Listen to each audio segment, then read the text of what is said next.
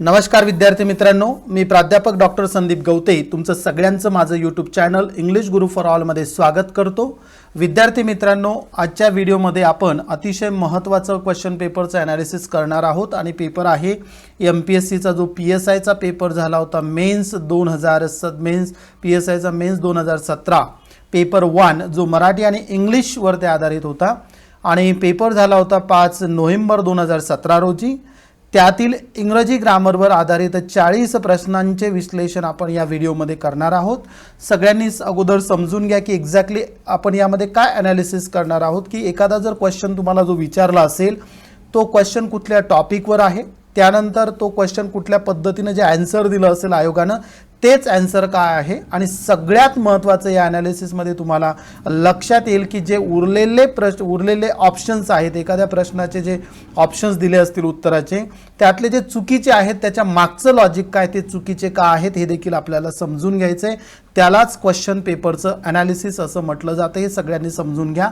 त्यामुळे आजच्या या व्हिडिओमध्ये आपण काय करणार आहोत तर MPSC PSI मुख्य परीक्षा 2017 पेपर 1 मराठी व इंग्रजीचा जो होता त्यातील इंग्लिश ग्रामरवर आधारित प्रश्नांचे आपण सविस्तर विश्लेषण करणार आहोत। यामध्ये 35 क्वेश्चन्सचे ॲनालिसिस मी केलेलं आहे आणि उरलेले जे 5 प्रश्न आहे ते कॉम्प्रिहेन्शनवर असतात। म्हणजेच काय की एखादा पॅराग्राफ दिलेला असेल आणि त्यावर आधारित प्रश्न असतील, त्याचं विश्लेषण मी सेपरेट व्हिडिओमध्ये केलेलं आहे। त्याचे देखील व्हिडिओच्या लिंक या डिस्क्रिप्शन बॉक्समध्ये दिलेल्या आहेत, या व्हिडिओच्या त्या सगळ्यांनी बघून घ्या। तर सुरुवात करूया आपण MPSC PSI मुख्य परीक्षा 2017 पेपर 1 मधील इंग्लिश ग्रामरवर आधारित प्रश्नांचे सविस्तर विश्लेषण। तर इथे मी एक इमेज कटआउट करून टाकलेला आहे, सगळ्यांनी बघा।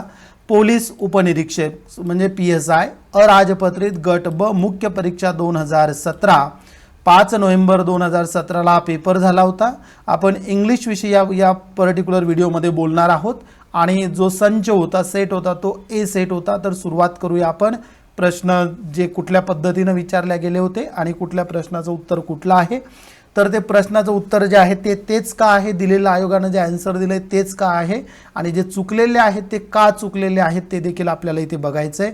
कंप्लीट ॲनालिसिस व्यवस्थित समजून घ्या। काही जर अडचणी येत असतील तर तुम्ही त्या कमेंट बॉक्समध्ये टाकू शकता किंवा तुम्ही मला व्हॉट्सअप देखील करू शकता। तर सुरुवात करूया आपण क्वेश्चन नंबर 61। आता तुम्ही म्हणाल 61 पासून सुरुवात का केली, तर त्याचं कारण आहे मी आयोगाचा जो पेपर आहे त्यामध्ये जो सिक्वेन्स आहे तोच मी इथे घेतलेला आहे। म्हणजे 1 to 60 जे क्वेश्चन्स आहेत ते मराठीवर ते आधारित आणि समोरचे जे क्वेश्चन्स आहेत म्हणजे 61 ऑनवर्ड्स हे इंग्लिश ग्रामरवर ते आहेत। तर बघूयात आपण। पहिला प्रश्न जो आहे 61 नंबरचा, आयडेंटिफाय द करेक्ट सेंटेन्स। आता क्वेश्चन्स अगोदर समजून घ्यायचं आहे। सगळ्यांना रिक्वेस्ट आहे क्वेश्चन रीड करा, समजून घ्या, कारण आपण ॲनालिसिस करतो आहोत। वेळ थोडा लागेल पण समजून घ्या की प्रश्न कशा पद्धतीने विचारले जातात। बऱ्याच वेळेस असं होतं की क्लास केलेला असतो इंग्लिश ग्रामरचा किंवा इंग्लिश रिलेटेड क्लास केलेला असतो पण उत्तर येत नाही, तर त्याचा फायदा इथे करून घ्यायचा आहे आपल्याला की कुठल्या पद्धतीने एखाद्या टॉपिकवर प्रश्न विचारले जातात। तर इथे मी या बॉक्समध्ये काय दिलंय बघा की कुठल्या टॉपिकवर हा प्रश्न विचारला होता। एरर ॲनालिसिस म्हणजे किंवा त्याला स्पॉट द एरर आपण असं म्हणतो। आता तुम्ही म्हणाल की ते करेक्ट सेंटेन्स विचारले तर आपल्याला एरर कुठली आलेली हे बघणे, म्हणून मी याला काय म्हटलंय एरर ॲनालिसिस। एरर म्हणजे काय, चूक काय आहे एखाद्या वाक्यामध्ये, ते जर लक्षात आलं तर करेक्ट सेंटेन्स आपल्या लक्षात येऊ शकतं। तर आता 3 सेंटेन्सेस कुठले दिले होते बघा। ए सेंटेन्स बघा, I give you a prize that you will work again. Second sentence बघा, I give you a prize that you may work well again. आणि सी सेंटेन्स बघा, I give you a prize then you may work well again. आता सगळ्यांनी ते समजून घ्यायचं आहे की वाक्य कुठल्या पद्धतीने दिलेत। आता रूल्स जे म्हणतो आपण रिलेटेड टू ग्रामरचे रूल्स जे आहे, बऱ्याच वेळेस होऊ शकतं की बरेच लोक म्हणतील की रूल्स महत्त्वाचे नाही, पण हा लक्षात घ्या, स्पर्धा परीक्षा आणि इंग्लिश ग्रामर म्हटलं की सिंटॅक्स आलं, रूल्स रेग्युलेशन्स आलेत, ते तुम्हाला माहिती असणं गरजेचेच आहेत। आणि इंग्लिश ग्रामरच्या याच्यामध्ये कुठलेही तुम्हाला जर म्हणत असतील की आपल्याला इथे शॉर्टकट्स किंवा ट्रिक्स प्रकारच नाही, तो रूलच आहे, त्याला तुम्ही वेगळ्या पद्धतीने प्रेझेंट केलं जाऊ शकतं। पण इथे समजून घ्यायचं आहे की बेसिक रूल काय, बेसिक फंक्शन्स तुमच्या लक्षात येणं गरजेचे आहे। आणि सगळे प्रश्न जे असतात हे सगळे युसेज रिलेटेड आहे, युसेजेस। तर पहिला प्रश्न समजून घ्या की इथे मी आता सगळे आयडेंटिफाय द करेक्ट सेंटेन्स आपल्याला यातलं बघायचं आहे। तिन्ही सेंटेन्सेस मी इथे आता काय केलेले आहेत, रीड केलेले आहेत. आता इथे बघा, I give you a prize, first सेंटेन्समध्ये सेम आहे. Second, I give you a prize, आणि नंतर परत बघा, I give you a prize. आता याचा सगळ्यांचा फर्स्ट पार्ट जो आहे that is the same one. म्हणजे हे जे मेन क्लॉज आहे लक्षात आले सगळ्यांचा सेम आहे. तर समोरच्या याच्यामध्ये उरलेलं जे आहे समोरचं बघा, that you will work again, that you may work well again, then you may work well again, हे आपल्याला इथे समजून घ्यायचं आहे. आता जर व्यवस्थित जर तुम्हाला हा टॉपिक माहिती असेल, इंग्लिश ग्रामरमधला मूड्स, त्यामध्ये सब्जंक्टिव्ह मूड आहे, सब्जंक्टिव्ह मूड. सब मूड्स रिलेटेड जर व्हिडिओ तुम्हाला बघायचा असेल त्याची देखील लिंक मेसेज खाली इथे डिस्क्रिप्शन बॉक्समध्ये दिलेली आहे.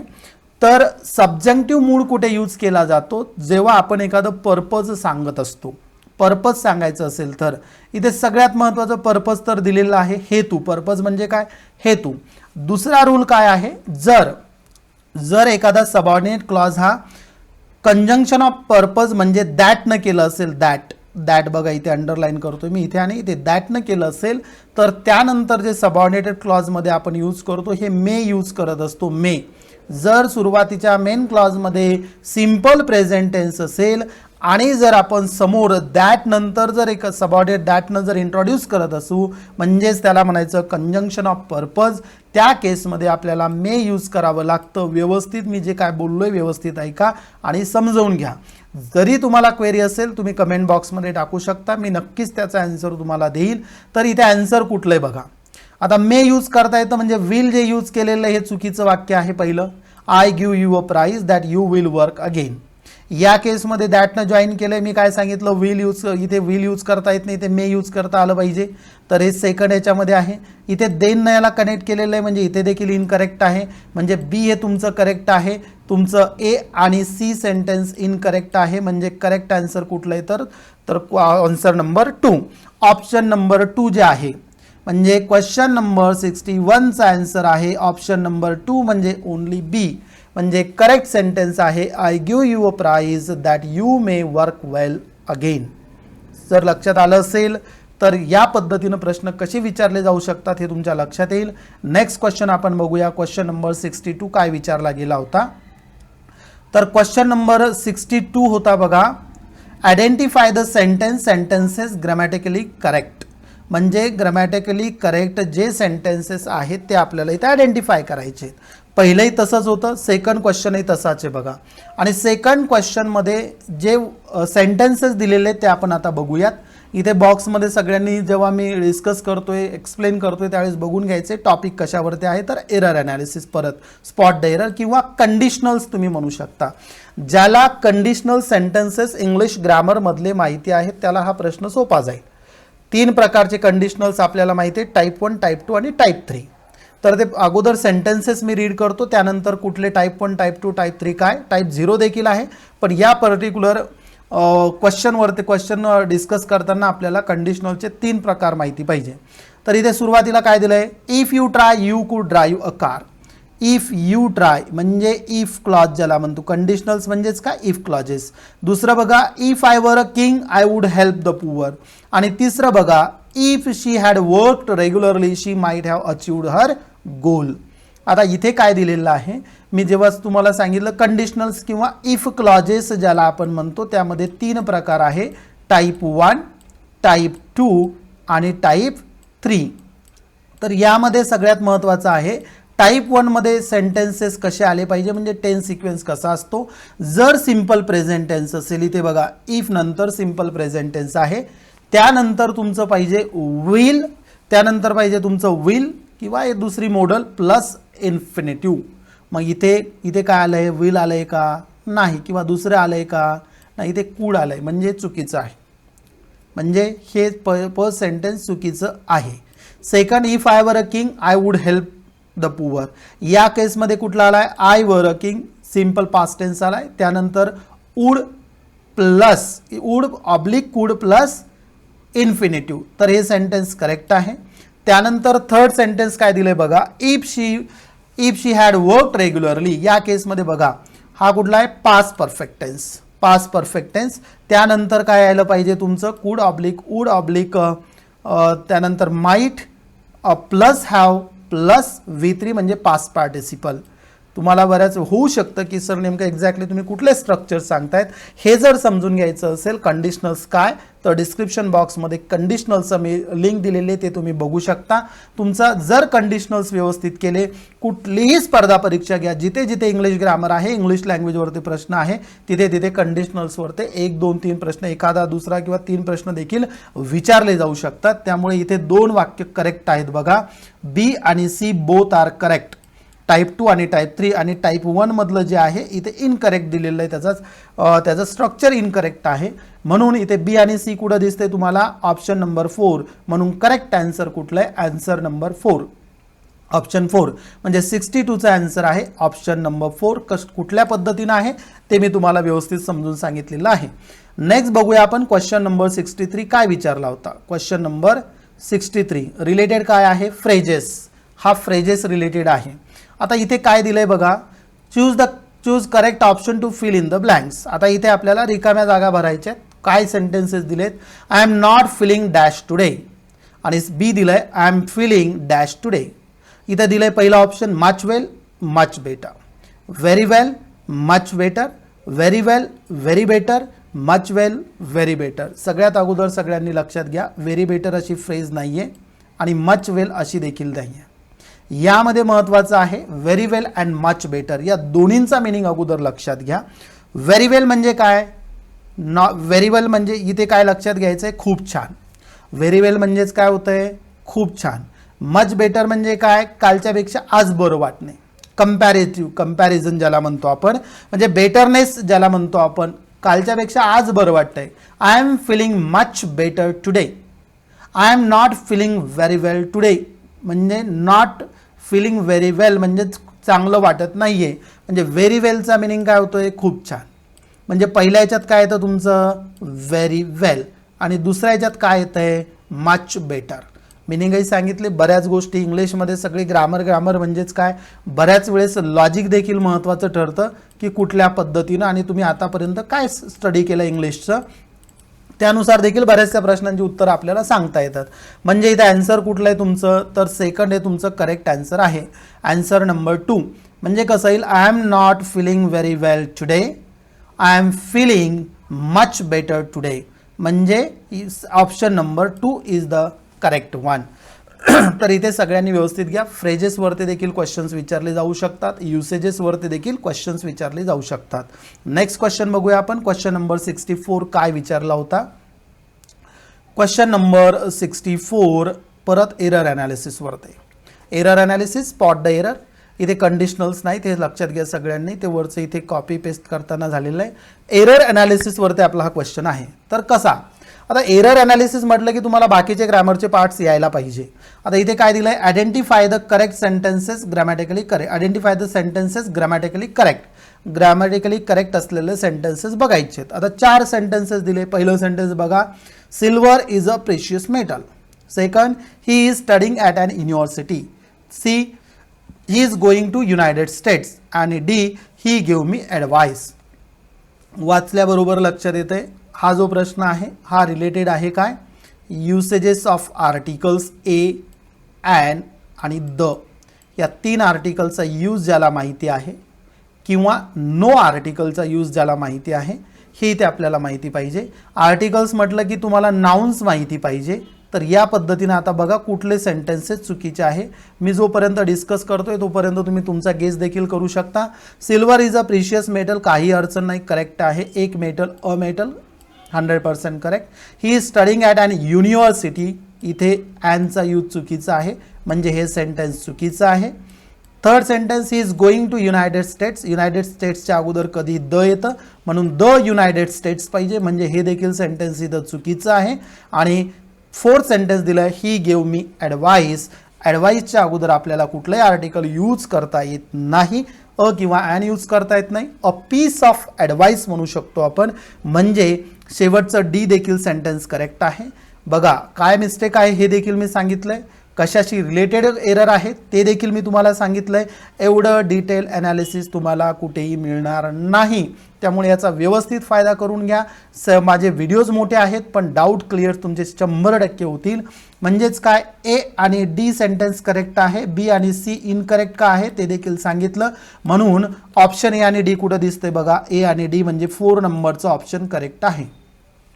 तर या पद्धतीने क्वेश्चन नंबर 64चा आन्सर आहे ऑप्शन नंबर 4. नेक्स्ट बघूया आपण क्वेश्चन नंबर 65. परत त्याच पद्धतीनं क्वेश्चन आहे की ग्रामॅटिकली करेक्ट सेंटेन्सेस आपल्याला इथे बघायचे आहेत.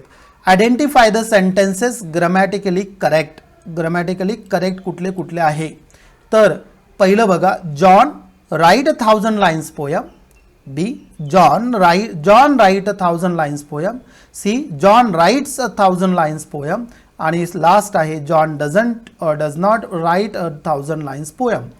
पहिलं सेंटेन्स करेक्ट आहे. म्हणजे आता समजा मी जॉनला इन्स्ट्रक्शन देतोय, जॉन राईट 1000 लाईन्स पोयम, तर इथे बघा हा कॉमामुळे हे सेंटेन्स करेक्ट येतं. दिस comma is very much important oh here, फार महत्त्वाचं आहे. म्हणून इथे काय, हे सेंटेन्स करेक्ट आहे. म्हणजे इन्स्ट्रक्शन दिलेले, John write 1000 lines poem. Second, John write 1000 lines poem, इथं चुकीचं आहे का, तर इथे जर हे करेक्ट करायचं असतं तर इथे यस असायला पाहिजे होतं. कारण आपण काय करतो, यस किंवा यस लावतो. इथे काय दिलं आहे बघा, प्रॉपर नाऊन आहे, त्यानंतर हे सिम्पल प्रेझेंट टेन्समध्ये आहे, याला यस लागायला पाहिजे, त्यामुळे इथे लावलेलं नाही, म्हणजे इनकरेक्ट सेंटेन्स आहे. त्यानंतर बघा, John writes 1000 lines poem, this is correct sentence, no problem. आणि शेवटचं आहे, John doesn't write 1000 lines poem, हे देखील करेक्ट आहे. म्हणजेच काय, पहिल्या याच्यामध्ये इन्स्ट्रक्शन दिली, इम्परेटिव्ह सेंटेन्स आहे, सिम्पल प्रेझेंट टेन्स आहे. बी मध्ये इथे यस लावलं नाही म्हणून चुकीचं सेंटेन्स आहे. सी करेक्ट आहे कारण सिम्पल प्रेझेंट टेन्समध्ये सेंटेन्स आहे, पॉझिटिव्ह स्ट्रक्चर आहे. आणि डी मध्ये जॉन डझंट राईट हे निगेटिव्ह स्ट्रक्चर आहे सिम्पल प्रेझेंट टेन्सचं, त्यामुळे यामध्ये काही चुकीचं नाही आहे. म्हणजे तुमचं ए, सी आणि डी करेक्ट पाहिजे. तर ऑप्शन बघा, ऑप्शन नंबर 3 मला करेक्ट दिसतं इथं. ए, सी आणि डी हे करेक्ट आहेत. Only A, C and D are correct. Option number 3 is absolutely correct. समजून घ्या कुठल्या पद्धतीनं आहे. क्वेश्चन नंबर 65चा आन्सर आहे ऑप्शन नंबर 3. कुठल्या पद्धतीनं I explain that one in डिटेलमध्ये एक्सप्लेन केलेलं आहे. नेक्स्ट बघूया आपण क्वेश्चन नंबर 66 काय विचारला होता. क्वेश्चन नंबर 66 विचारला होता, again related to what, error analysis. परत करेक्ट सेंटेन्स म्हटलंय, पण यामध्ये आपण बघूया आता क्वेश्चन काय दिलाय. We did not hardly have time to eat. We did not hardly have time to eat. यामध्ये अगोदर लक्षात घ्या, सिम्पल पास्ट टेन्समधलं निगेटिव्ह सेंटेन्स आहे. यामध्ये निगेटिव्ह का, डिड नॉट आलाय. आणि इथे हार्डली हा वर्ड महत्त्वाचा आहे. हार्डली, हार्डली लगेच ॲनालिसिस करायचं असं का. आणि आन्सर ऑप्शन्स काय दिले बघा आता. We did not eat, we didn't have time, we hardly had time to eat, आणि लास्ट आहे hardly we did not eat on time. आता यामध्ये काय केलेलं आहे, इथे टाईम, आता इथे काय केलं, इथे डिलीट केलेलं आहे. आता जर तुम्हाला वेगवेगळ्या कॉन्टेक्स्टमध्ये टाकायचं तर सेंटेन्सेस करेक्ट आणता येऊ शकतात हे, पण इथे महत्त्वाचा वर्ड मी हार्डली सांगितला. आणि हार्डलीचा मिनिंग काय होतो, that is almost no, almost not, म्हणजे जवळजवळ नाही. मग जवळजवळ नाही म्हणजेच काय, ते कुठल्या वाक्यामध्ये दिसतंय आपल्याला, वी डिड नॉट ईट असं आहे का, नाही. हे म्हणजे हे वाक्य करेक्ट होत नाही. We did not have time, नाही. म्हणजेच काय, जवळजवळ नाही, नाहीच असं म्हटलेलं नाही, जवळजवळ नाही. मिनिंग लक्षात घ्या हार्डलीचा. म्हणजेच काय दिलंय, ऑलमोस्ट नो किंवा ऑलमोस्ट नॉट किंवा almost none. It means what, जवळजवळ नाही. म्हणजेच इथं करेक्ट सेंटेन्स काय आहे, युसेज माहिती पाहिजे, उपयोग काय, हार्डलीचा यूज कुठे करायचा आहे हे माहिती असणं गरजेचं आहे. म्हणून क्वेश्चन नंबर 66 जे आहे त्याचं आन्सर जे आहे 3 येतं बघा. 4 देखील hardly we did not eat on time, हे देखील मिनिंग थोडा चेंज होतो इथे, पण इथे करेक्ट आन्सर होतं बघा, we hardly had time to eat. This is the correct option, this is the correct sentence. म्हणजे याचं या पद्धतीनं आपल्याला करता येऊ शकतं. म्हणजे we hardly had time to eat. Simple पास्टचा सिम्पल पास्टच इथे राहतोय. सगळ्या याच्यामध्ये सिम्पल पास्ट आहे, पण लॉजिक, त्यानंतर हार्डलीचा यूज कुठल्या पद्धतीनं करायचा आहे त्यानुसार याचा आन्सर आपल्याला इथे आयडेंटिफाय करायचं आहे. म्हणून क्वेश्चन नंबर 66चा आन्सर आहे ऑप्शन नंबर 3. नेक्स्ट क्वेश्चन बघूया आपण. क्वेश्चन नंबर 67 काय विचारला होता. Related to vocabulary usages of words. Choose the correct alternative to fill in the blanks in the following sentences. 2 वाक्य दिलेले आहेत. पहिलं बघा, the lecture was dash boring, आणि बी बघा, it is dash a pity to cut down those trees. आता इथे दिलंय फेअरली आणि रादर. ज्याला फेअरली आणि रादरचा मिनिंग माहिती आहे त्याला हा प्रश्न फार इझी जाईल. आता फेअरली आणि रादरचा मिनिंग काय होतो. फेअरली म्हणजे काय, इन अन ॲक्सेप्टेबल वे, म्हणजे ॲक्सेप्ट होण्याच्या पद्धतीनं. आता the lecture was fairly boring असं होत नाही. थोडं लॉजिक जर लावतं तुम्ही यूज केलं तर अशा पद्धतीनं इन अन ॲक्सेप्टेबल वेमध्ये आपल्याला हे घेता येत नाही. आता रादरचा मिनिंग बघा. रादर म्हणजे काय, क्वाइट टू सम एक्सटेंट, काही प्रमाणात. The lecture was boring, rather boring. Rather boring म्हणजे काय, काही प्रमाणात, टू सम एक्सटेंट. आणि it is rather a pity to cut down those trees, म्हणजे दॅट इज इवन व्हॉट, काही प्रमाणात एक प्रकारची दया, ज्याला पीटी म्हणतो आपण. म्हणजे रादर ऑप्शन आपल्याला बघायचं आहे. तुम्हाला मी अगोदर मिनिंग सांगितले, तुमच्या लगेच लक्षात आलं असेल की इथे आन्सर कुठलं येतं. फेअरली रादर असं येत नाही, रादर फेअरली असं येत नाही. दोन्ही ठिकाणी आपल्याला रादरच लागतं, इथं फेअरली येत नाही.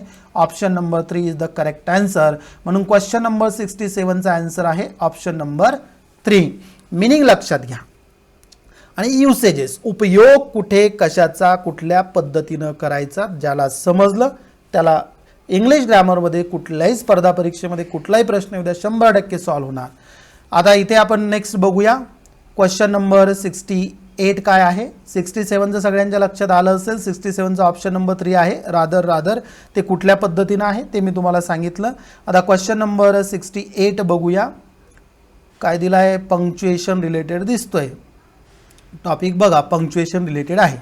क्वेश्चन म्हणजेच हे दिसतंय नाही, ते बॉक्समध्ये दिसतंय, त्याला दिलंय क्वेश्चन नंबर 68 हा पंक्च्युएशनवर आधारित आहे. बघा काय दिलंय, गो नाउ शी ऑर्डर. बी बघा, Sunita carried her bag, umbrella and coat. C बघा, Mr Patil the principal is well organised. आणि इथे दिलंय identify the sentence punctuated correctly. Correctly punctuation असलेलं आपल्याला काय करायचं, इथे सेंटेन्सेस बघायचे. आता इथे पंक्च्युएशन माहिती असणं गरजेचं आहे. गो नाव शी ऑर्डर्ड. आता इथे डबल इन्व्हर्टेड कॉमामध्ये घेतलं आहे त्यामुळे हे करेक्ट आहे. इथे कॉमा दिला आहे, she ordered and full stop, this is absolutely correct. Direct स्पीचमध्ये बरोबर आहे. Sunita carried her bag. आता इथे सुनीता कॅरीड इथे जे दिलेलं आहे, for example the most important thing इथे आहे एस कॅपिटल आहे. इथे कॉमा पाहिजे होता, दिलेला आहे. इथे अँड पाहिजे, दिलेला आहे. मिस्टर पाटील कॉमा, इथे देखील द प्रिन्सिपल कॉमा दिलेला आहे, हे देखील करेक्ट आहे. इथे आपल्याला काय दिसतंय, यांची पोझिशन काय आहे मिस्टर पाटील यांची, म्हणजेच काय सगळेच्या सगळे सेंटेन्सेस पंक्च्युएशन करेक्ट आहे. म्हणजे option number 1 all A B and C all are punctuated correctly, there is no problem at all. तर अशा पद्धतीनं आहे. म्हणजे इथे पंक्च्युएशन वरती द्यायचं आहे, तुम्ही बाकीचं काहीच नाही बघायचं. प्रश्न काय विचारला आहे तेवढंच बघायचं आहे. Identify the sentence punctuated correctly, मग पंक्च्युएशनच बघायचं, बाकीचं काही बघायचं नाही. मग पंक्च्युएशन अंडर काय काय येतं हे माहिती असणं गरजेचं आहे. म्हणून क्वेश्चन नंबर 68चा आन्सर आहे option number 1 all A B and C all are correct. Next बघूया आपण. क्वेश्चन नंबर 69 काय विचारला होता. परत व्होकॅब्युलरीवरती आहे. Question number 69, choose the correct options to fill in the blanks. A बघा, I want this exercise dash in ink. B बघा, would you like the window, आणि त्यानंतर इथे क्वेश्चन मार्क दिला आहे. ऑप्शन्स बघूया. To write, to close, writing, closing, written, closed, written, close. परत usages. आता I want this exercise to write in ink असं होत नाही. वाचतानाच बघा मी ऑप्शन टाकून बघितला मुद्दाम, लगेच लक्षात येतं की पहिलं ऑप्शन बसतच नाही. Would you like the window to close, no, हे ऑप्शन होत नाही. Second writing in ink, no. त्यानंतर रिटर्न क्लोज हे होत नाही. हे ऑप्शन का करेक्ट आहे बघा. रिटर्नचा मिनिंग काय, WRITTN, return.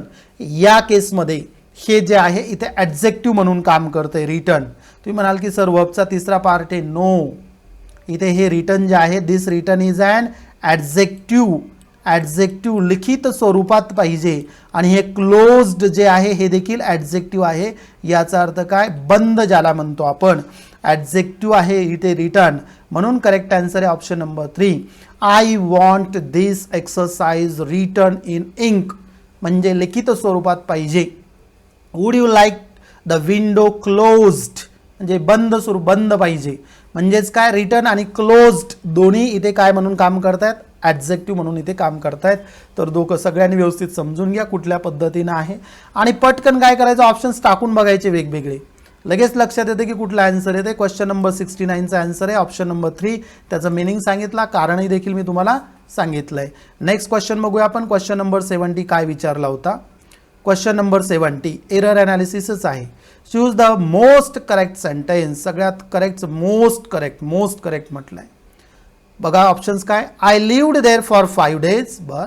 Second, I left there for 5 days. Third, I stayed there for 5 days. And 4, I stopped there for 5 days. आता बघा, कुठे एखाद्या शॉर्ट पिरियडसाठी तुम्ही राहायला जात असाल तर तिथे आपण स्टे यूज करतो. कुठं आलंय मग, I stayed there for 5 days. This is the correct sentence only. तुम्ही जर बघितलं ना, सगळे सेंटेन्सचे पार्ट फक्त हे जर वर्ब सोडलं तर बाकी सगळे करेक्ट जसंच्या तसंच आहे. आता स्टॉप्ड असं लॉजिकली यूज करताच येत नाही. I stop there for 5 days. No, stop म्हणजे थांबणे होतं आणि इथे आपल्याला ट्रान्सलेशन नाही करायचं आहे मराठीतनं इंग्लिशमध्ये. समजून घ्या मी ट्रान्सलेशन का म्हटलंय. आपण म्हणू शकतो ना, मी तिथे गावाला थांबलोय म्हणजे काय, इथे स्टॉप हा होत नाही, इथे युसेजेस. म्हणून मी सांगतोय उपयोग कुठल्या शब्दाचा कुठे कसा करायचा हे गरजेचं समजून घेणं गरजेचं आहे. लिव्ह कुठे यूज करतो आपण, LIV लिव्ह. जर तुम्ही तिथे परमनंट तुम्ही रेसिडेन्स असाल तर लिव्ह म्हणू शकतो आपण, पण इथे शॉर्ट पिरियडसाठी तुम्ही राहताय म्हणून इथे स्टे यूज केलं जातं. त्यामुळे लेफ्ट तर होणारच नाही आहे.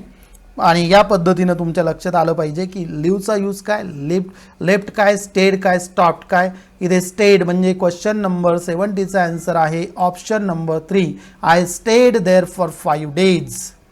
बघा, स्टे आणि लिव्ह दोन वर्ड्स इथे सगळ्यांनी लक्षात घ्यायचे. लिव्ह कुठे यूज करायचंय आणि त्यानंतर स्टे कुठे यूज करायचंय. Stay, these 2 words are very much important. They are very important. Leave म्हणजे परमनंट जर राहत असाल तर, स्टे म्हणजे शॉर्ट पिरियडसाठी तुम्ही राहत असाल तर दॅट इज स्टे.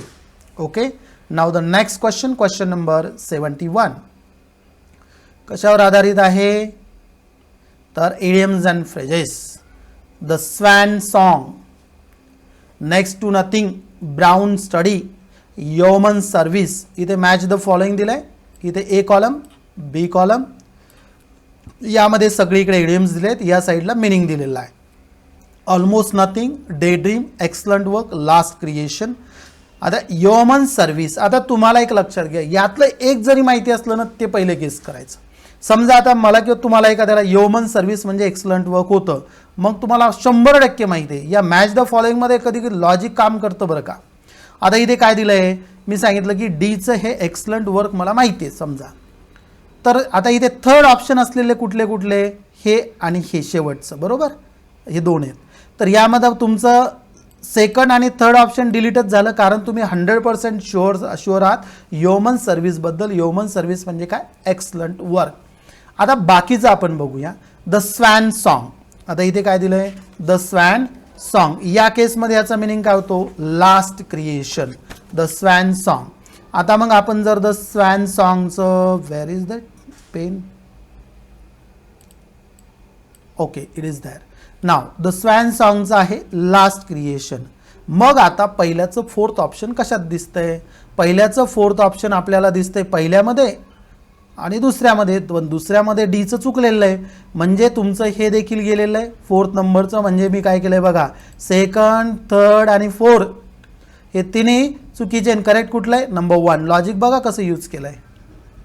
गेस, तुम्हाला 2चे आन्सर माहिती असेल ना, बऱ्याच वेळेस होऊ शकतं. करेक्ट ऑप्शन तुम्ही इथे आयडेंटिफाय करू शकता मॅच द फॉलोइंगमध्ये. मॅच द फॉलोइंगमध्ये सगळेच्या सगळे आन्सर, सगळ्याचे सगळे मिनिंग माहिती पाहिजे असं नाही. पण यामधनं एक लक्षात घ्या, भविष्यामध्ये ज्या प्रश्न तुमचे म्हणजे ज्या एक्झाम होतील त्यामध्ये सगळ्यांनी लक्षात घ्यायचे असे प्रश्न विचारले जाऊ शकतात. यातनं एक लक्षात काय घ्यायचं की 71चा आन्सर एवढंच नाही. द स्वॅन सॉन्ग म्हणजे last creation. Next to nothing म्हणजे काय होतंय मग, नेक्स्ट टू नथिंग म्हणजे काय, ऑलमोस्ट नथिंग. ब्राऊन स्टडी म्हणजे काय, डे ड्रीम. हे विसरायचं नाही. नाही तर एवढ्यापुरतं मी स्टडी केलं आणि विसरलो, डोंट डू दॅट वन.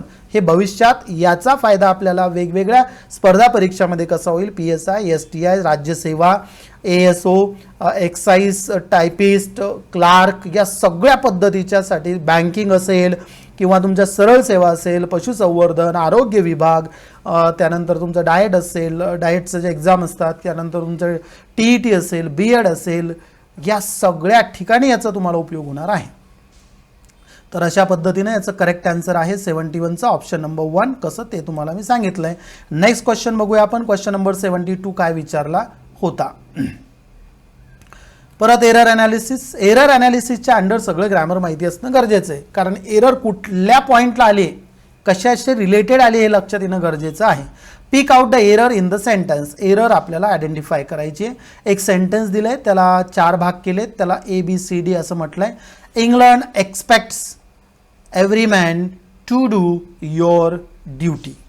आता इथे ए दिलाय, इंग्लंड एक्सपेक्ट्स, इथे S आहे, E कॅपिटल आहे, यामध्ये काही अडचण नाही, करेक्ट सेंटेन्स आहे. एव्हरी मॅन करेक्ट आहे, टू डू करेक्ट आहे, योर ड्युटी, यामध्ये हे योर जे दिसतंय ना, एव्हरी मॅन आल्यानंतर इथे योर येईल का, नाही, सिंग्युलर आहे ना, हिज ऑब्लिक हर. काही केसेसमध्ये आपण देअर यूज करू शकतो, पण इथे यायला काय पाहिजे, हिज किंवा हर, तरच हे करेक्ट येऊ शकतं. म्हणजे इथे काय, कशामध्ये आपल्याला एरर आहे, डी मध्ये. ऑप्शन बघा ABCD दिले, त्यामुळे मी ऑप्शन वाचले नाही अगोदर आन्सरमध्ये. मग डी कशामध्ये प्रॉब्लेम आहे, डी मध्ये. Correct option is what, answer number 4, that is 4 number. Question number 72चा आन्सर आहे ऑप्शन नंबर 4. नेक्स्ट बघूया. क्वेश्चन नंबर 73 काय विचारला होता. ऑप्शन ओके, आन्सर आलंय तिथे. आता ठीक आहे, आलंय तर 2 नंबरचं आन्सर कसं आलंय ते बघूयात. Error analysis. Select the sentence with correct word order. Correct word order आपल्याला इथे बघायची. मग सब्जेक्ट प्लस वर्ब प्लस तुम्हाला बाकीचा पार्ट लक्षात येणं गरजेचं आहे. ऑब्जेक्ट किंवा आपण त्याला कॉम्प्लिमेंट म्हणतो. For sale is piano. For sale is piano the property with card legs of musician. वाचतानाच लक्षात येते यामध्ये मिस्टेक आहे, प्रॉब्लेम आहे, कारण इथे चुकीच्याच पद्धतीने फॉर सेल इज अशा पद्धतीनं तुमचा वर्ब, फॉर सेल हे सब्जेक्ट होऊ शकत नाही. Piano with card legs, the property of a musician is for sale. Third, the property of a musician with card legs is piano for sale. Card legs with the property of a musician piano is for sale. आता option number 2 correct काय, piano कसा, with card legs and that is the property of a musician is for sale. आता यामध्ये काय होईल, काय म्हणतील sir, the property of musician with card legs is piano for sale. आता यामध्ये देखील इलॉजिकल आहे, इज पियानो फॉर सेल. यामध्ये लॉजिकल डेव्हलपमेंट आणि तुमचं स्ट्रक्चर देखील इथे प्रॉपरली सेट होत नाही. Card legs with the property हे देखील तुमचं त्या पद्धतीनं होत नाही. करेक्ट जर तुम्हाला logical word order exactly perfect जर पाहिजे असेल तर ती ऑप्शन नंबर 2च आहे. पियानो कसा, विथ कार्ड लेग्स. कुणाची property, the property of a musician. काय आहे, is for sale. So logically you can understand. 4 parts यामध्ये जॉईन केलेले आहेत. पियानो पहिला part, with card legs second part, the property of a musician third part आणि is for sale हा last part. म्हणून question number 73चा answer आहे option number 2. तर कसं आहे ते मी तुम्हाला समजून सांगितलं. नेक्स्ट क्वेश्चन बघा. क्वेश्चन नंबर 74 काय विचारला होता. Choose the correct prepositional phrases. Phrases related prepositional phrases.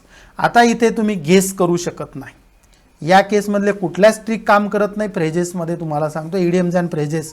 जर कुणी तुम्हाला सांगत असेल की इडियम्स अँड फ्रेजेसमध्ये ट्रिक्स सांगतो तर लक्षात घ्या मित्रांनो, सगळ्यांना रिक्वेस्ट आहे, इडियम्स अँड फ्रेजेसमध्ये ट्रिक्स हा नावाचा प्रकार नाही. लँग्वेजमध्ये ती अंधश्रद्धा आहे. तुम्ही म्हणाल की असं का, कुठेही मी याचं कारण आहे, कारण तुम्हाला लँग्वेजमध्ये तुम्ही ट्रिक्स हा प्रकार सांगू शकत नाही. फ्रेजेसमध्ये काय सांगणार, ज्याला in compliance with he phrase आहे की नाही हे माहितीच नसेल तो व्यक्ती काय गेस करणार आहे, कुठली ट्रिक वापरणार आहे. In lieu from, with a view for. अहो याचं हे ऐकलेलं आहे की नाही, जर ऐकलं नसेल तर तुम्ही तिथे काय करणार, गेस करणार कुठलं तरी आणि आन्सर टाकून देणार. असं व्हायला नको. तर इन द, आता इथे काय आहे, in compliance with, in the way that is required by a rule or law. In compliance with म्हणजे काय, in the way required by law, in compliance with the report, हे करेक्ट आहे, म्हणजे ही prepositional phrase correct आहे. In lieu from, नाही इथे from नसतंच, in leave of याचा meaning होतो काय, याचा मिनिंग होतो इन प्लेस ऑफ, याचा मिनिंग काय होतो इन प्लेस ऑफ किंवा इन्स्टेड ऑफ. आणि विथ अ व्ह्यू फॉर, आता विथ अ व्ह्यू फॉर म्हणजे काय, या केसमध्ये विथ अ व्ह्यू टू असतं, with a view to for नाही, इथे देखील विथ अ व्ह्यू टू येतं. लक्षात घ्या मी काय सांगतोय, सगळ्यांनी व्यवस्थित समजून घ्या. In compliance with he prepositional phrase आहे, ज्याचा मिनिंग काय होतो in the way that is required by a rule or law, की लॉनुसार रिक्वायरमेंट आहेत त्यावेळेस आपण हे फ्रेज यूज करू शकतो. इन लिव्ह ऑफ असतं, इन लिव्ह फ्रॉम नाही. इन लिव्ह ऑफचा मिनिंग सांगितला इन द प्लेस ऑफ और इन्स्टेड ऑफ. आणि विथ अ व्ह्यू टूचा मिनिंग होतो विथ द होप, एम और इंटेन्शन ऑफ. विथ द म्हणजे काय, विथ द होप एखादी आशा असणे, त्या पद्धतीनं त्याचा विथ अ व्ह्यू टू, म्हणजे इथे फ्रॉम नको फॉर नको. मिनिंग सांगितले, प्रेपोजिशनल फ्रेजमध्ये काय ॲड असलं पाहिजे हे सांगितलं, म्हणजे करेक्ट आन्सर आहे बघा बी आणि सी तुमचं नाहीच आहे, म्हणजे कुठलं एच, म्हणजेच करेक्ट प्रेपोजिशनल फ्रेज कुठली, ए ओनली. तर अशा पद्धतीनं क्वेश्चन नंबर 74चा आन्सर आहे option number 1, A only. Next question बघूया आपण, क्वेश्चन नंबर 75. सगळ्यांना रिक्वेस्ट आहे क्वेश्चन समजवून घ्या. क्वेश्चन समजला, परफेक्ट ॲनालिसिस समजून घ्या असंच का, आणि मग लक्षात घ्यायचं की याचं आपल्याला कुठल्या पद्धतीनं स्टडी करायचं आहे. तुम्हाला एक आयडिया येऊ शकते ॲनालिसिसमधनं. आणि इथे आपल्याला आता बघूया क्वेश्चन नंबर 75 काय आहे. Choose the prefixes expressing opposite meaning. Opposite this word is very important. Prefix म्हणजे काय, वर्ड फॉर्मेशन रिलेटेड आहे. ॲफिक्सेशन आहे, ॲफिक्सेशन म्हणजे काय, प्रिफिक्स अँड सफिक्स. प्रिफिक्स म्हणजे सुरुवातीला लावला जातो, सफिक्स म्हणजे वर्डच्या शेवटी, कुठल्याही वर्डच्या नाही. लक्षात घ्या. एक्झाम्पल, हॅपीला आपण अनहॅपी म्हणू शकतो, अनहॅपीनेस म्हणू शकतो. हॅपीला अन लावलं झाला प्रिफिक्स, नेस लावलं झालं ते सफिक्स. आता इथे काय विचारलं आपल्याला की असे आपल्याला प्रिफिक्स बघायचे की ज्याचा मिनिंग अपोजिट होतो, विरुद्ध. डिस, अँटी, इम, अँटे. इथे आय नाही, लक्षात घ्या, इथे आय नाही आहे म्हणजे हे नाही. इम हे देखील नाही. इन, यस, इन आणि dis. Allow, disallow, allow, disallow. Agree, disagree, म्हणजे काय, अपोजिट ऑफ. बरोबर आहे, डिस करेक्ट आहे. त्यानंतर इनमध्ये काय येतं, ॲक्टिव्ह, इनॲक्टिव्ह, ॲक्टिव्ह, इनॲक्टिव्ह. त्यानंतर करेक्ट, इनकरेक्ट, कंप्लीट, इनकम्प्लीट. निगे अपोजिट दाखवत आहे ना, म्हणजे कुठले दोन प्रिफिक्स अपोजिट दाखवतात, डिस आणि इन. म्हणजे ए आणि डी ऑप्शन कुठं दिसतंय, सेकंड नंबरला. म्हणजे करेक्ट आन्सर कुठला आहे, नंबर 2. म्हणजे क्वेश्चन नंबर 75चा आन्सर आहे option number 2. A and D both are correct. Next question बघूया, क्वेश्चन नंबर 76. क्वेश्चन नंबर 76 विचारलाय बघा, formation of sentences. Following words are given in a jumbled form, म्हणजे मागे पुढे दिलंय. Identify the correct alternative forming a meaningful sentence. An advanced soul I met in America at a certain university. PQRS. आता यात sequence बघायचा आन्सरमध्ये कुठला येतो. जर आपण व्यवस्थित I met an advance soul in America at a certain university नाही होत, असं वाटतं वाक्य आपल्याला, सेंटेन्स करेक्ट पण असं होणार नाही. At a certain university in America I met an advanced soul at a certain university. Yes बघा, सुरुवातीला असंच येणार. येसनं सुरुवात झालेलं एक आणि एकच आहे. येसचं सुरुवात झालेलं एक आणि एकच आहे आणि ऑप्शन तेच करेक्ट आहे. कुठलं, नंबर 1. म्हणजे 2 आन्सर नाही, 3 नाही, 4 नाही. Correct option is number 1, SRQP. म्हणजेच कसं, म्हणजे तुम्हाला इथे बघा कुठल्या पद्धतीनं करायचं आहे. At a certain university in America I met an advanced soul. आता यामध्ये लॉजिक महत्त्वाचं आहे बघा. इथे कुठल्या पद्धतीनं तुम्ही करता, सुरुवात अशीच करायची, at a certain university in America असंच होणार. तुम्ही जर म्हणाल की सर मी असं करेल, I met an advance soul, I met an advance soul at a certain university in America, असं चालत नाही. काही लोक ऑप्शन हे दुसरं करून मोकळं होतील बघा. करेक्ट ऑप्शन आहे SRQP. Okay, so this is that question number 76चा आन्सर आहे ऑप्शन नंबर 1. या केसमध्ये बघा हे कॉन्टेक्स्ट महत्त्वाचे आहे. यामध्ये यांनी काय केलं आहे, 3 आणि 4 तर होतच नाही, 3 आणि 4 तर होतच नाही. इथे काय केलेलं आहे महत्त्वाचं त्यांनी, सगळ्यात महत्त्वाचं सिक्वेन्स कसा घ्यायचा आहे तुम्हाला. Sequence is very much important. At a certain university in America I met an advance soul. याला प्रॅक्टिस फार महत्त्वाची आहे. तुम्ही म्हणाला असाच आन्सर का आलं, त्याला प्रॅक्टिस फार महत्त्वाची आहे. नेक्स्ट बघूया आपण क्वेश्चन नंबर 77 काय विचारला होता. एरर ॲनालिसिस आहे परत. मी तुम्हाला एरर ॲनालिसिस सांगताना तुम्हाला कुठल्या टॉपिक रिलेटेड एरर आहे हे देखील सांगतोय बरं का. सगळ्यांनी लक्षात घ्या, कुठला सब टॉपिक इंग्लिश ग्रामरची एरर आहे ते देखील सांगतोय. Choose the correct sentence. 4 वाक्य दिलेले आहे. She wishes the car belong to you. She wished the car belongs to you. She is wishing the car belong to you and she wishes the car is belonging to you. आता इथे wish ज्याला म्हणतो आपण, इच्छा ज्याला म्हणतो आपण, wish is very much important. Conditional sentence आहे. कंडिशनल आफ्टर विश काय घ्यायचं असते, सिंपल पास्ट टेन्स यायला पाहिजे इथे.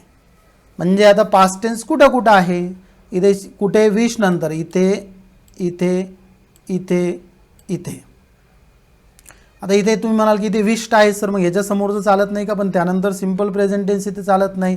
त्यानंतर इथे तुम्हाला पास्ट टेन्स यायला पाहिजे. म्हणजे द कार बिलॉंग्ड टू, पहिलंच याचा आन्सर करेक्ट आहे.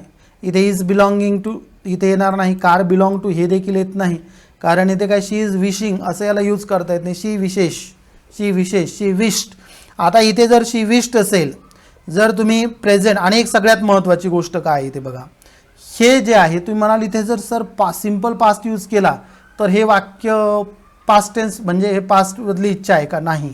हे काय use to talk about a present situation we would like to be different. Present situation कशी डिफरंट असायला पाहिजे ते सांगण्यासाठी विशचा यूज करून आपण इथे पास्ट टेन्स इथे यूज केला जातो. म्हणून करेक्ट सेंटेन्स आहे ऑप्शन नंबर 1. तर क्वेश्चन नंबर 77चा ऑप्शन नंबर 1 आहे. बाकीचे चूक आहे हे देखील मी तुम्हाला सांगितलं आहे. नेक्स्ट क्वेश्चन बघा, question number 78. Identify the correct expressions. Phrasal verbs, phrasal verbs related नाही, याला वर्ब रिलेटेड नाही, एक लक्षात घ्या. Idioms and phrases, idioms related आहे. इडियम्स सगळ्यांनी हे अगोदर लक्षात घ्या. फ्रेजेस म्हणा किंवा idioms and phrases. By leaps and laps नाही, by leaps and bounds. Odds and evens नसतं, odds and ends. Kith and हे किन नसतं, हे KIN असतं, KIN. बघा मी बोलतानाच सांगितलं काय असतं. बाय लिप्स अँड बाउंड्स म्हणजे rapidly, by leaps and bounds म्हणजे रॅपिडली. ऑड्स अँड एंड्स म्हणजे काय, small things of little value. Kith and kin म्हणजे काय, तर नाती गोती गोतावळा ज्याला म्हणतो आपण. या किनचा इथं काय पाहिजे बघा, KIN पाहिजे. इथं इव्हन्स नको, इथं एंड्स पाहिजे. आणि वरतं जे आहे लॅप्स नको, इथे काय पाहिजे, बाउंड्स पाहिजे. BOUNDS bounds. त्याचा मिनिंग देखील सांगितला. म्हणजे काय, करेक्ट एक्सप्रेशन एकही आहे का, none of the above, option number 4 कुठलंच करेक्ट नाही आहे. आता यातनं ॲनालिसिसमधनं काय शिकायचं आहे, बाय लिप्स अँड बाउंड्स एक इडियम आहे, त्याचा मिनिंग काय होतो, रॅपिडली, गतीने. ऑड्स अँड एंड्स अशी एक आहे. कित अँड किन, किनचं स्पेलिंग KIN आहे, KEEN नाही. हे अशा पद्धतीने याचा फायदा करून घ्यायचा. म्हणून क्वेश्चन नंबर 78चा आन्सर आहे option number 4. Next question, question number 79. Phrasal verbs related आहे. द रायटर्स म्हणजे ज्याला आपण काय म्हणतो, कुठल्या पद्धतीचा दंगा करणारे, किंवा ज्याला म्हणतो आपण कुठल्या पद्धतीने रायट्स ज्याला म्हणतो आपण घडवून आणणारे. The writers fell back when the police arrived.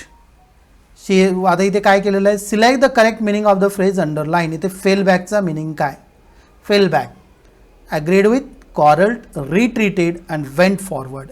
Agreed with, the writers fell back आलं, इथे ॲग्रीड विथ याचा मिनिंग होत नाही. कॉरल्ड देखील फेल बॅक नो, कॉरल्ड होणार नाही. रिट्रीटेड होईल. रिट्रीटेड म्हणजे काय, माघार घेणे. रिट्रीटेडचा मिनिंग काय होतो, माघार घेणे. To go back. Went forward, back इथं वर्ड आला, यावरूनच लक्षात येतं फॉरवर्डचा इथे येऊच शकत नाही. म्हणून करेक्ट आन्सर आहे ऑप्शन नंबर 3 रिट्रीटेड. रिट्रीटेड म्हणजे माघार घेणे, गो टू बॅक. म्हणून इथे फेल बॅक म्हणजे फॉल बॅक, ॲक्च्युली याचा पास्ट टेन्स आहे. फॉल बॅकचा फेल बॅक, त्याचा मिनिंग आहे option number 3 that is retreated. Next question बघूया आपण. Question number 80 callus. कारण इथे कॅलस वाचल्याबरोबर, कारण इथे याचे कॅपिटलमध्ये दिलं आहे बघा. Which of the words has the same meaning as callus. Same meaning callus. Stone म्हणजे दगड, अनकाइंड म्हणजे दयाळू नाही निर्दयी, लाऊड म्हणजे मोठ्याने, सुटेबल म्हणजे काय ज्याला आपण काय म्हणतो योग्य. आता इथे सगळ्यात महत्त्वाचं कॅलस म्हणजे काय, not caring about the suffering of other people. म्हणजेच अनकाइंड, जो इतर लोकांच्या सफरिंगचा दुःखाचा विचार करत नाही तो. मग तो कसा अनकाइंड पर्सन. म्हणून याचं करेक्ट आन्सर कुठलं आहे ऑप्शन नंबर 2. बाकीचं येऊ शकत नाही. स्टोन, लाऊड, सुटेबल हे येणारच नाही. कॅलस. आता इथे काय गेस करणार सांगा बरं तुम्ही व्होकॅब्युलरीमध्ये.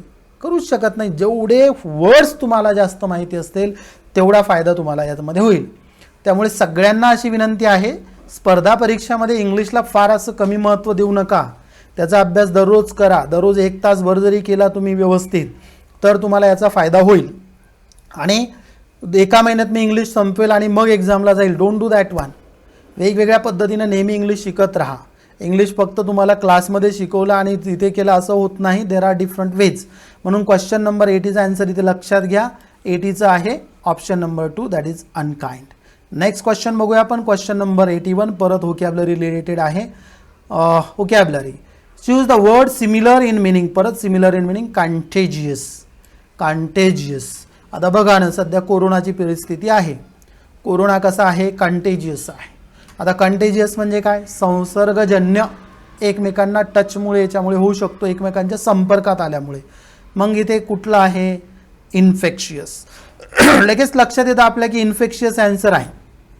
म्हणजे कंटेजियस म्हणजेच काय, इन्फेक्शियस. आता मग कॉन्ग्रियंट, मला हा नवीन वर्ड इथे शिकायचा आहे. कॉन्ग्रियंट म्हणजे काय, same in size and shape.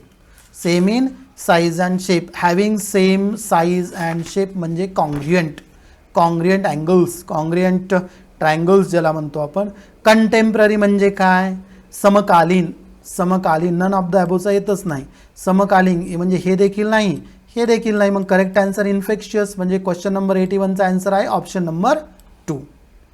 स्पेलिंगही लक्षात घ्या. स्पेलिंगवरती क्वेश्चन्स येतात स्पर्धा परीक्षेत. Contagious, CONTAGIOUS, contagious. Okay. Next question number 82 आपण आता बघूया. Question number 82. His secret connection with the smugglers have brought him under a cloud.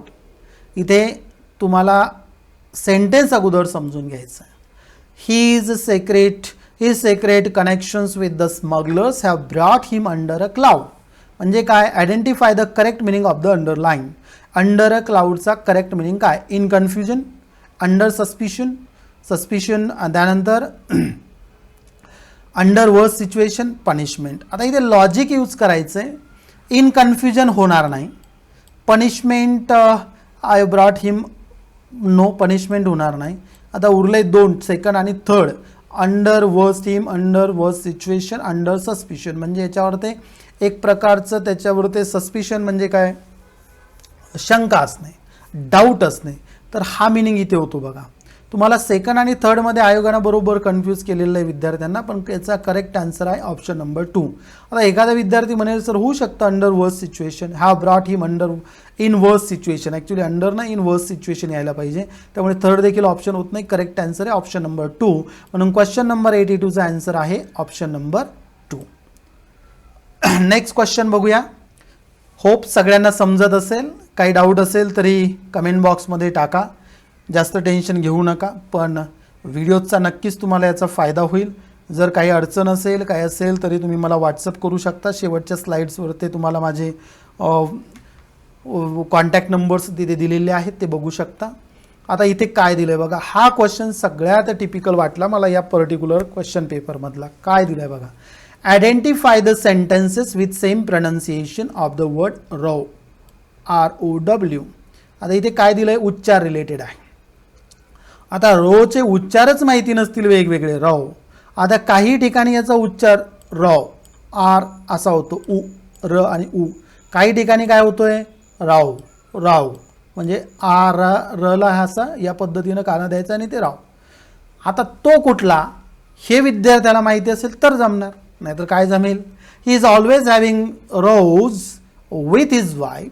Rose she won the competition 3 times in a row.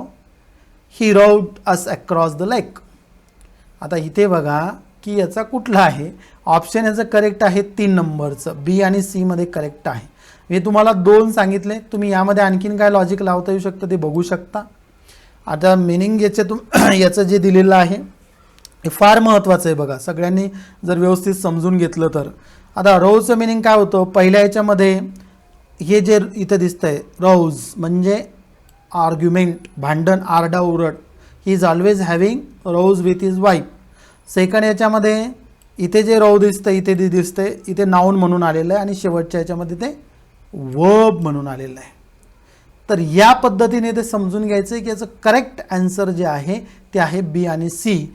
परत याचा तुम्हाला dictionary use करावी लागेल, याचं हेच आन्सर का हे बघावं लागेल. तर अशा पद्धतीनं आहे.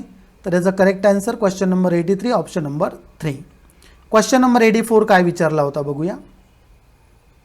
Question number 84 error analysis. Identify the correct sentences. Cosmetics setup the natural grace. Setup कसं करेल कॉस्मेटिक्स, इट इन्क्रीजेस, इट एनहान्सेस म्हणू शकतो. सेटअपचा मिनिंग काय होतो एस्टॅब्लिश, कन्स्ट्रक्ट. नो इथे येणार नाही. The factory was set up by his uncle, correct आहे एस्टॅब्लिश्ड. त्यानंतर we should not run over money. इथे रन ओव्हरचं ओव्हरफ्लो रन डाऊन होतं त्यामुळे रन ओव्हर इथे म्हणता येणार नाही. तर इथे रन ओव्हर देखील चुकीच्या पद्धतीने यूज केला आहे. आणि it is your duty to stand up always for the poor. इथे फ्रेज आहे बघा stand up for. Stand up for, stand up for म्हणजे काय support, speak or act in support of someone or something. Stand up for, stand up फॉरचा meaning म्हणजे काय, तुमचं बी आणि सी हे बी आणि डी हे करेक्ट आहे. बी आणि डी म्हणजे option number 2 is correct one. Correct कसं आहे हे सांगितलं. सेटअप म्हणजे एस्टॅब्लिश अँड कन्स्ट्रक्ट. इथे कॉस्मेटिक्सच्या समोर इथे सेटअप यूज करता येणार नाही. कॉस्मेटिक्सच्या समोर आपल्याला करता येणार नाही. फ्रेझल वर्ब्स आणि त्याचे युसेजेस कसे आहेत, उपयोग कसे होतात ते आपल्याला इथे समजून घ्यायचं आहे. त्या पद्धतीने याचा आन्सर आहे क्वेश्चन नंबर 84चा आन्सर आहे option number 2. Next question, question number 85 parts of स्पीचवर आहे. Which of the following is a count noun. आता इथे काउंट नाउन काय आणि जे काउंट करता येत नाही, काउंटेबल्स, अनकाउंटेबल्स.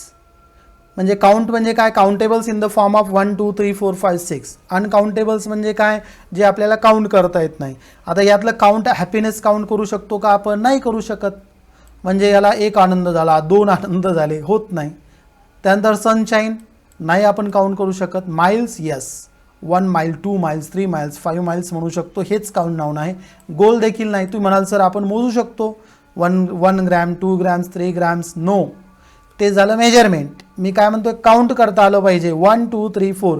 आर्टिकलचे युसेजेस बघा, मी यावरती व्हिडिओ बनवलेला आहे आर्टिकल्समध्ये. Countables and uncountables, countables and uncountables ज्याला म्हणतो आपण.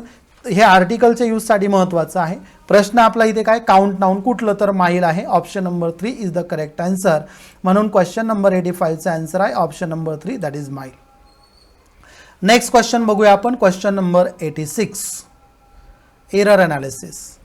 Choose the wrong sentence. चुकीचं वाक्य इथे आपल्याला म्हणजे कुठले तरी 3 करेक्ट आणि एकच इनकरेक्ट आहे. An accident was happened, an accident has happened, an accident happened, an accident had happened. Use your logic. आता इथे स्ट्रक्चर जर बघितलं ना, an accident subject has helping verb happen V3, an accident happen, an accident happen subject, त्यानंतर an accident had happen subject helping verb आणि V3. हे झाला past perfect, हे झाला सिम्पल पास्ट, हे झालं प्रेझेंट परफेक्ट. आता इथे जे आहे अन ॲक्सिडेंट वॉज हॅपन्ड, हे हॅपन इन ट्रान्झिटिव्ह वर्ब आहे. याचा आपण पॅसिव्हमध्ये यूज करू शकत नाही. लक्षात घ्या, डिक्शनरीमध्ये तुम्ही बघू शकता ऑक्सफर्डच्या नो पॅसिव्ह म्हणून लिहिलेलं असतं आणि इथे काय केलं, अन ॲक्सिडेंट वॉज हॅपन, हे पॅसिव्हमध्ये वाक्य दिलं आहे. पॅसिव्ह व्हॉइसमध्ये. आणि मी काय पॅसिव्ह व्हॉइसमध्ये मी काय सांगितलं तुम्हाला, हॅपन हे वर्ब तुम्हाला पॅसिव्हमध्ये यूज करता येत नाही, म्हणून चुकीचं वाक्य आहे नंबर 1. Option number 1 is correct. विसरायचंच नाही. मी काय बोलतोय याचे सगळे प्रूफ ठेवून मी सगळ्यांना सांगतोय, ॲनालिसिस सांगतोय, सगळ्यांनी लक्षात घ्या. डिक्शनरी बघा हॅपन, आणि डिक्शनरी कुठली बघाल, ऑक्सफर्डचीच, ऑक्सफर्डच्याच डिक्शनरीमध्ये करेक्ट दिलेलं आहे, मोनोलिंग्वल. म्हणून क्वेश्चन नंबर 86चा आन्सर हे आहे, किंवा नेटवरती तुम्हाला शोधायचं असेल शोधू शकता. तर क्वेश्चन नंबर 86चा आन्सर आहे ऑप्शन नंबर 1. क्वेश्चन नंबर 87 आपण आता बघूया. आला एक कंडिशनल्स एरर ॲनालिसिस दिलेला आहे, तर आपण बघूया. क्वेश्चन नंबर 87 काय विचारला होता, चूज द करेक्ट सेंटेन्सेस. बार, if you had come earlier you had been sure of your berth. Okay, berth म्हणजे रेल्वेमधलं आहे बरं का, BRTH. आता इथे if you had come earlier, इथे झाला past perfect, had been sure. Okay, if clauses जर मी या अगोदर देखील बघा एक्सप्लेन केलेले आहेत. Clauses, if clauses conditionals type 1, type 2, type 3. Type 3 मध्ये जर इफ नंतर तुमचा पास्ट परफेक्ट असेल तर नंतर वूड किंवा कुड प्लस तुमचं काय आलं पाहिजे, हॅव प्लस V3 असं आलं पाहिजे, पण इथे त्या पद्धतीनं आलेलं नाही आहे. त्यामुळे सगळ्यांनी इथे लक्षात घ्यायचं आहे की याचं आन्सर बघा, इथे अगोदर मी टाईप सांगतो, त्यानंतर सिम्पल पास्ट नंतर इथे काय आलं पाहिजे. ओके, करेक्ट आहे. If we send a telegram हे आहे सिम्पल प्रेझेंट, त्यानंतर शाल किंवा विल प्लस इन्फिनिटिव्ह यायला पाहिजे, तर इथे करेक्ट ऑप्शन आहे ऑप्शन नंबर 2. म्हणजे बी आणि सी दोन्ही करेक्ट आहे.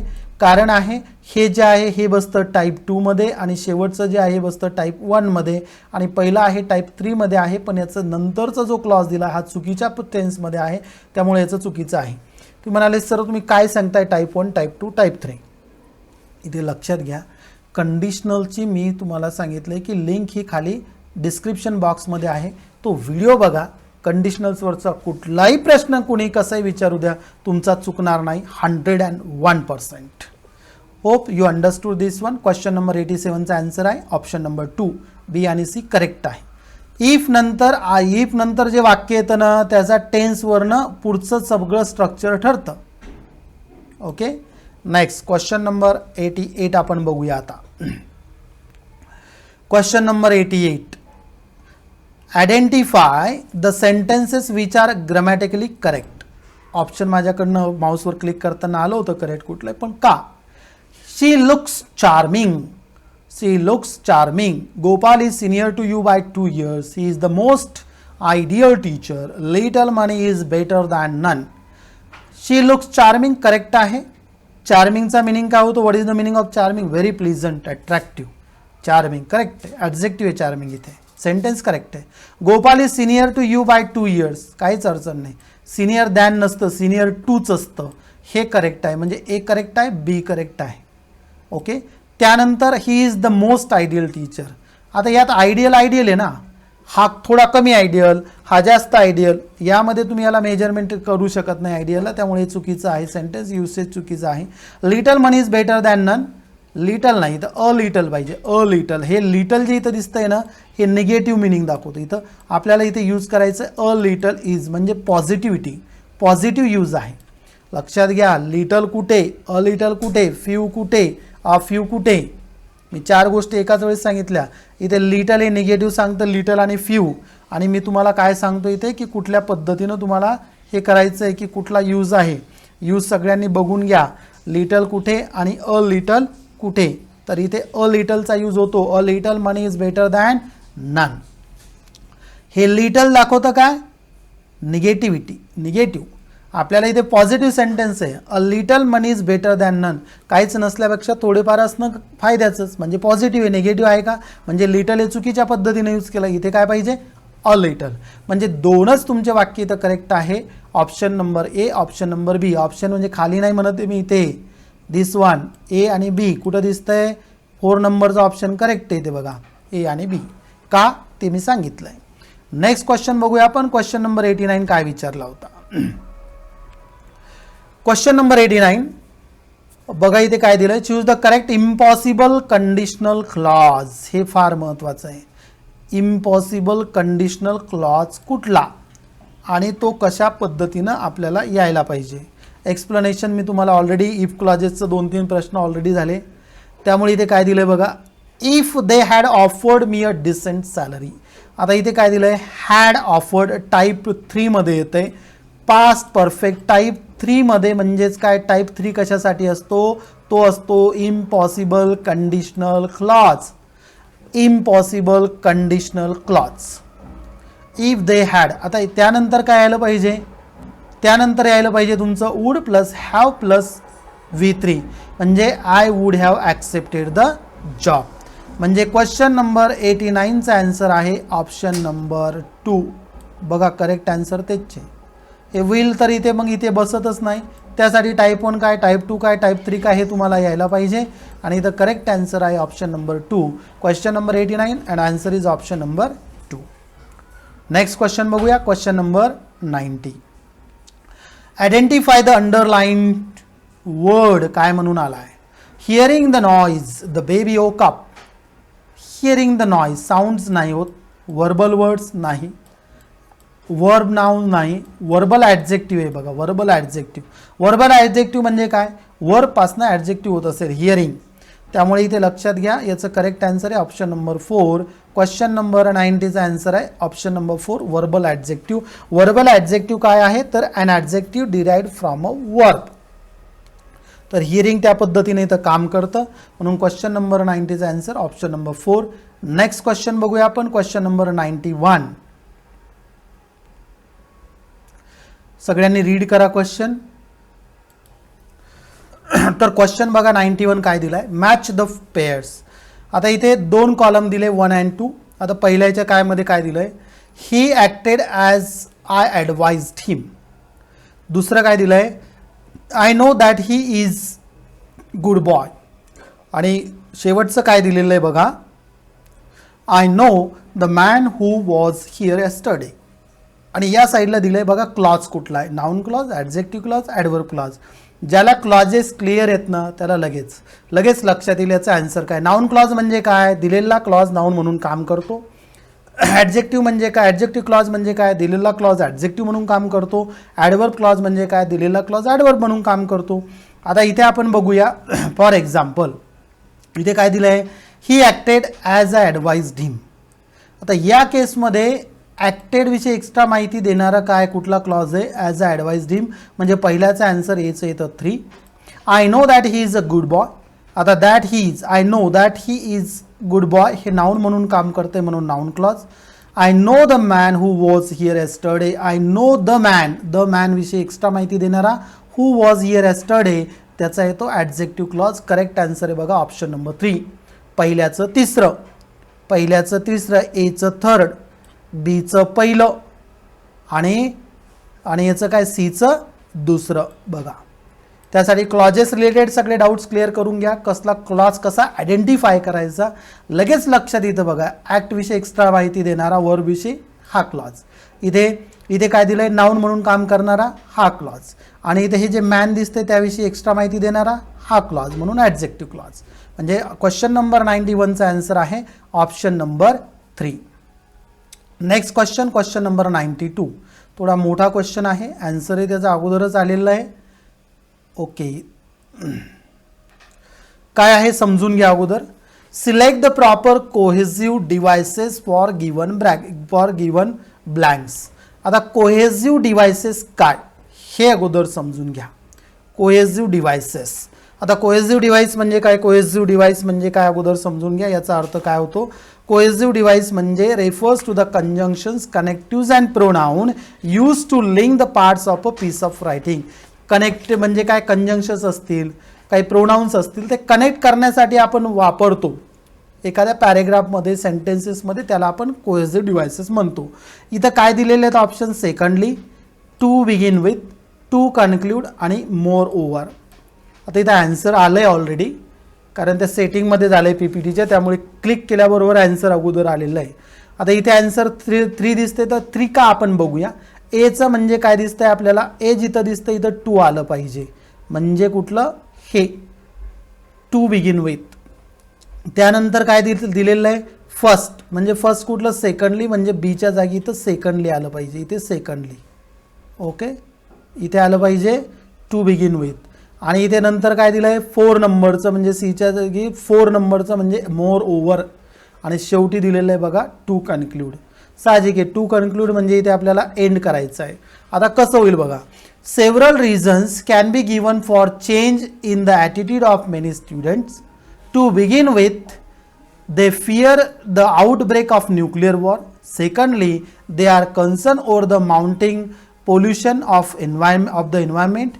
Not enough progress. Not enough progress. C चं काय दिलंय 4. Not enough progress moreover has been made in reducing poverty or racial strife. And to conclude, feel frustrated in their attempts to influence political decisions.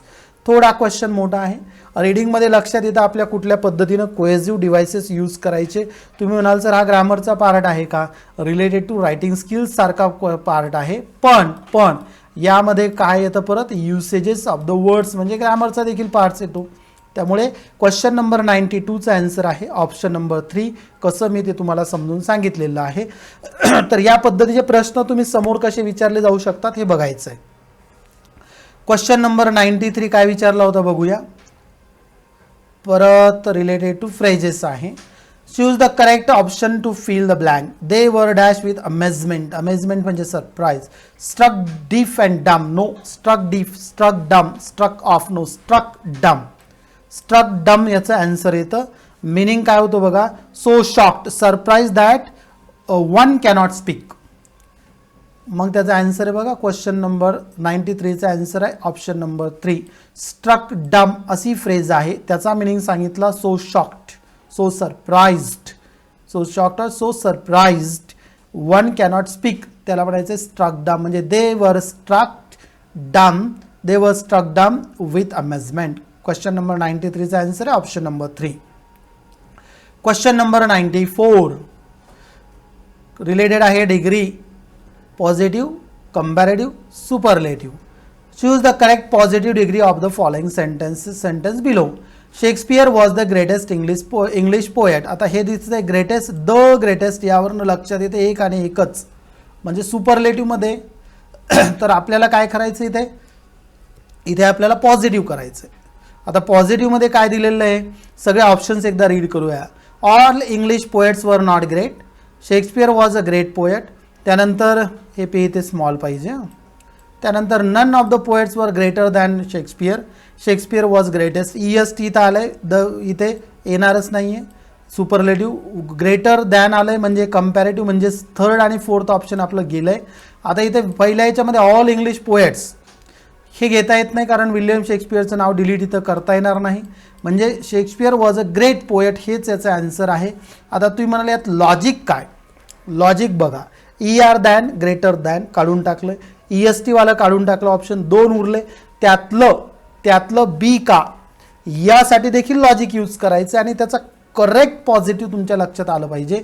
Shakespeare was a great poet त्याचंच होतंय superlative असं. म्हणून option number 2 is the correct answer. Option number 2 is the correct answer. एक लक्षात घ्या यासाठी practice महत्त्वाची आहे. पॉझिटिव्ह डिग्रीचे रूल्स काय, त्यानंतर कंपॅरेटिव्हचे काय, त्यानंतर सुपरलेटिव्हचे काय हे माहिती असणं गरजेचं आहे. आणि एक लक्षात घ्या 4 ऑप्शन जे दिलेले त्यातले कुठले 2 ऑप्शनचे 100% नसतातच आन्सर. पण जे 2 आहेत त्यात एक कन्फ्युजिंग असतं. 2 मध्ये कन्फ्युजन. त्यातलं करेक्ट कुठलं त्यासाठी तुम्हाला रूल्स रेग्युलेशन्स त्यात तुम्हाला यूज करता आलं पाहिजे आणि त्या पद्धतीनं आन्सर आयडेंटिफाय करता आलं पाहिजे. हा क्वेश्चन शेवटचा आहे. उरलेले 5 जे प्रश्न आहेत मी तुम्हाला सांगितलं कॉम्प्रिहेन्शनवरचे दुसऱ्या सेपरेट व्हिडिओ मी त्यावरती बनवलेला आहे. Question number 95. Which of the expressions are correctly represented? Keep eyes on something. Melt the ice. The tip of the iceberg. What is that? Iceberg, not berg. That is the tip of the iceberg. Keep eyes on something. अवाची फ्रेजच नाही आहे. Keep or put something on ice. Keep or put something on ice अशी आहे म्हणजे चुकीचं आहे. Melt the ice असं नाही आहे. आईस मेल्ट आपण ज्याला म्हणतो तसं यूज करू शकतो. The tip of the iceberg आहे म्हणजे त्याचा मिनिंग काय होतो बघा. हिमनगाचा तुकडा. The tip of the iceberg हे करेक्ट आहे. ए आणि बी नाही. कुठला करेक्ट आहे C. Correct answer is what number 2 that is C only, म्हणजे क्वेश्चन नंबर 95चा आन्सर आहे ऑप्शन नंबर 2. लक्षात घ्या सगळ्यांनी. Keep or put something on ice to delay doing anything about a plan और आयडिया. म्हणजे मी सांगितलं तुम्हाला त्याचं याच्याऐवजी काय असलं तर करेक्ट असतं एक्सप्रेशन. कुठलं असतं? Keep or put something on ice. पहिलं जर असं असतं करेक्ट असतं. म्हणजे कीप आईस ऑन समथिंग चुकीचं आहे. मेल्ड आईस नाही, आईस मेल्ट करेक्ट असतं. म्हणजे ए आणि बी चुकीचे, सी करेक्ट आहे. ऑप्शन ही कोष्टक पद्धतीने आहे ते तुम्हाला मी सांगितलं आहे. क्वेश्चन्स आता हे बघा इथे काय दिलं आहे स्क्रीनवरती. Questions based on passage are discuss separately.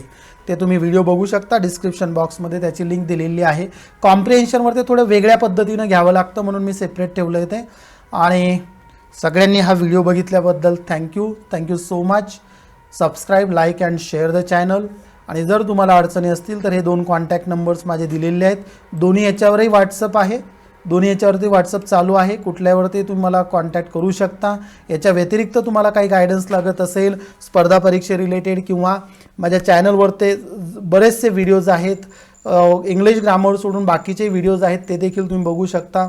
आणि सगळ्यांना तुम्ही चॅनलचे डिटेल्स शेअर करा. सगळ्यांना याचा नक्कीच फायदा होईल.